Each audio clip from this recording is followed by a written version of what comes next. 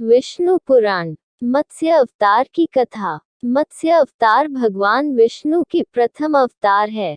मछली के रूप में अवतार लेकर भगवान विष्णु ने एक ऋषि को सब प्रकार के जीव जंतु एकत्रित करने के लिए कहा, और पृथ्वी जब जल में डूब रही थी तब मत्स्य अवतार में भगवान ने उस ऋषि की नाव की रक्षा की। इसके पश्चात ब्रह्मा ने पुनः जीवन का निर्माण किया। एक दूसरी मान्यता के अनुसार एक राक्षस ने जब वेदों को चुराकर सागर की अथाह गहराई में छुपा दिया, तब भगवान विष्णु ने मत्स्य रूप धारण करके वेदों को प्राप्त किया और उन्हें पुनः स्थापित किया। एक बार ब्रह्मा जी की असावधानी के कारण एक बहुत बड़े दैत्य ने वेदों को चुरा लिया। उस दैत्य का नाम हयग्रीव था। वेदों को चुरा लिए जाने के कारण ज्ञान लुप्त हो गया। चारों ओर अज्ञानता का अंधकार फैल गया और पाप तथा अधर्म का बोलबाला हो गया। तब भगवान विष्णु ने धर्म की रक्षा के लिए मत्स्य रूप धारण करके हयग्रीव का वध किया और वेदों की रक्षा की। भगवान ने मत्स्य का रूप किस प्रकार धारण किया, इसकी विस्मयकारिणी कथा इस प्रकार है। कल्पांत के पूर्व एक पुण्यात्मा राजा तप कर रहा था। राजा का नाम सत्यव्रत था। सत्यव्रत पुण्यात्मा तो था ही, बड़े उदार हृदय का भी था। प्रभात का समय था, सूर्योदय हो चुका था। सत्यव्रत कृतमाला नदी में स्नान कर रहा था।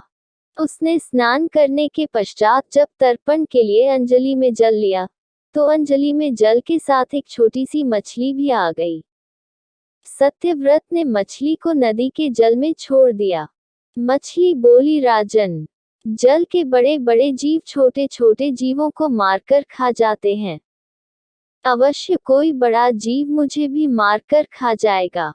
कृपा करके मेरे प्राणों की रक्षा कीजिए। सत्यव्रत के हृदय में दया उत्पन्न हो उठी। उसने मछली को जल से भरे हुए अपने कमंडलू में डाल लिया। तभी एक आश्चर्यजनक घटना घटी। एक रात में मछली का शरीर इतना बढ़ गया कि कमंडलू उसके रहने के लिए छोटा पड़ने लगा। दूसरे दिन मछली सत्यव्रत से बोली, राजन, मेरे रहने के लिए कोई दूसरा स्थान ढूंढिए, क्योंकि मेरा शरीर बढ़ गया है। मुझे घूमने फिरने में बड़ा कष्ट होता है। सत्यव्रत ने मछली को कमंडलू से निकालकर पानी से भरे हुए मटके में रख दिया। यहाँ भी मछली का शरीर रात भर में ही मटके में इतना बढ़ गया कि मटका भी उसके रहने के लिए छोटा पड़ गया। दूसरे दिन मछली पुनः सत्यव्रत से बोली, राजन, मेरे रहने के लिए कहीं और प्रबंध कीजिए, क्योंकि मटका भी मेरे रहने के लिए छोटा पड़ रहा है। तब सत्यव्रत ने मछली को निकालकर एक सरोवर में डाल किया, किंतु सरोवर भी मछली के लिए छोटा पड़ गया। इसके बाद सत्यव्रत ने मछली को नदी में और फिर उसके बाद समुद्र में डाल दिया। आश्चर्य! समुद्र में भी मछली का शरीर इतना अधिक बढ़ गया कि मछली के रहने के लिए वह छोटा पड़ गया। अतः मछली पुनः सत्यव्रत से बोली, राजन, ये समुद्र भी मेरे रहने के लिए उपयुक्त नहीं है। मेरे रहने की व्यवस्था कहीं और कीजिए।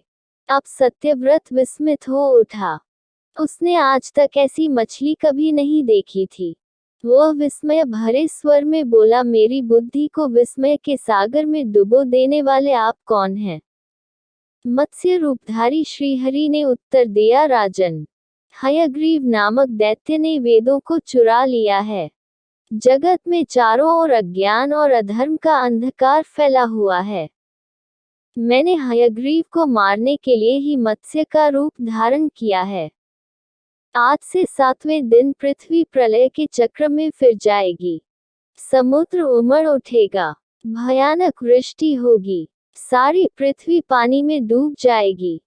जल के अतिरिक्त कहीं कुछ भी दृष्टिगोचर नहीं होगा। आपके पास एक नाव पहुंचेगी। आप सभी अनाजों और औषधियों के बीजों को लेकर सप्त ऋषियों के साथ नाव पर बैठ जाएगा। मैं उसी समय आपको पुनः दिखाई पड़ूंगा और आपको आत्मतत्व का ज्ञान प्रदान करूंगा। सत्यव्रत उसी दिन से हरि का स्मरण करते हुए प्रलय की प्रतीक्षा करने लगे। सातवें दिन प्रलय का दृश्य उपस्थित हो उठा। समुद्र भी उमड़कर अपनी सीमाओं से बाहर बहने लगा। भयानक वृष्टि होने लगी। थोड़ी ही देर में सारी पृथ्वी पर जल ही जल हो गया। संपूर्ण पृथ्वी जल में समा गई। उसी समय एक नाव दिखाई पड़ी। सत्यव्रत सप्त ऋषियों के साथ उस नाव पर बैठ गए। उन्होंने नाव के ऊपर संपूर्ण अनाजों और औषधियों के बीज भी भर लिए। नाव प्रलय के सागर में तैरने लगी। प्रलय के उस सागर में उस नाव के अतिरिक्त कहीं भी कुछ भी नहीं दिखाई दे रहा था। सहसा मत्स्य रूपी भगवान प्रलय के सागर में दिखाई पड़े। सत्यव्रत और सप्तऋषि गण मत्स्य रूपी भगवान की प्रार्थना करने लगे। भगवान से आत्मज्ञान पाकर सत्यव्रत का जीवन धन्य हो उठा। वे जीते जी ही जीवन मुक्त हो गए। प्रलय का प्रकोप शांत होने पर मत्स्य रूपी भगवान ने हयग्रीव को मारकर उससे वेद छीन लिए। भगवान ने ब्रह्माजी को पुनः वेद दे दिए।